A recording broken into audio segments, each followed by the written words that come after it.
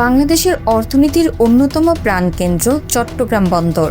দেশের আমদানি রফতানির সবচেয়ে বড় অংশ পরিচালিত হয় এই বন্দর ঘিরে।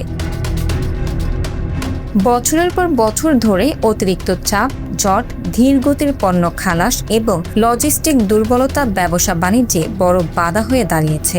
এই বাস্তবতায় বড় পরিবর্তনের প্রস্তাব দিয়েছে বাংলাদেশ বিনিয়োগ উন্নয়ন কর্তৃপক্ষ বা বিডা। সংস্থাটি চায় দেশের মোট আমদানি পণ্যের প্রায় ৮০% ধীরে ধীরে বেসরকারি ইনল্যান্ড কন্টেইনার ডিপো বা অফডকের মাধ্যমে খালাস করা হোক। এই পরিকল্পনা বাস্তবায়িত হলে চট্টগ্রাম বন্দরের ওপর চাপ উল্লেখযোগ্যভাবে কমে যাবে। বর্তমানে জাতীয় রাজস্ব বোর্ড মাত্র ৬৫ ধরনের আমদানি পণ্য অফডকের মাধ্যমে খালাসের অনুমতি দেয়, অথচ দেশের ২১টি বেসরকারি অফডক দিয়ে প্রায় সব ধরনের রফতানি কার্যক্রম পরিচালিত হচ্ছে। অর্থাৎ বিদ্যমান অবকাঠামো থাকা সত্ত্বেও আমদানিতে অফডকের ব্যবহার এখনও সীমিত।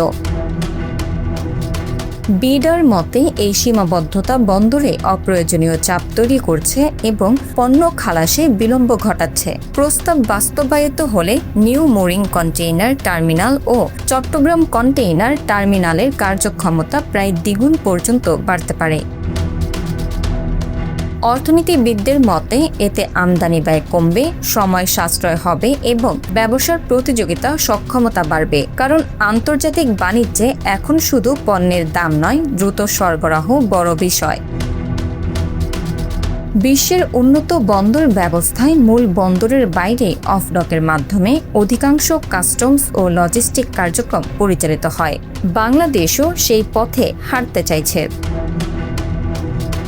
এছাড়া বিডা আরও গুরুত্বপূর্ণ কিছু সংস্কারের প্রস্তাব দিয়েছে। এর মধ্যে রয়েছে সপ্তাহ জুড়ে ২৪ ঘন্টা ব্যাংকিং ও কাস্টমস সেবা চালু করা, এলসি প্রসেসিং ও পেমেন্ট ক্লিয়ারেন্স দ্রুত করা এবং সব কাস্টমস ও নিয়ন্ত্রক সংস্থার ডিজিটাল প্ল্যাটফর্ম একীভূত করা। অর্থাৎ ব্যবসায়ীদের একবার তথ্য জমা দিলেই তা সব সংস্থার মধ্যে স্বয়ংক্রিয়ভাবে শেয়ার হবে। এতে কমবে কাগজপত্র, কমবে জটিলতা, বাড়বে গতি।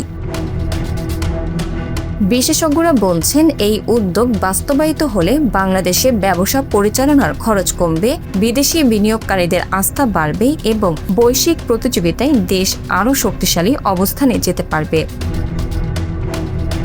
২০২৫ সালে চট্টগ্রাম বন্দর দিয়ে ৩৪ লাখের বেশি টিইউস কন্টেইনার পরিবহন হয়েছে।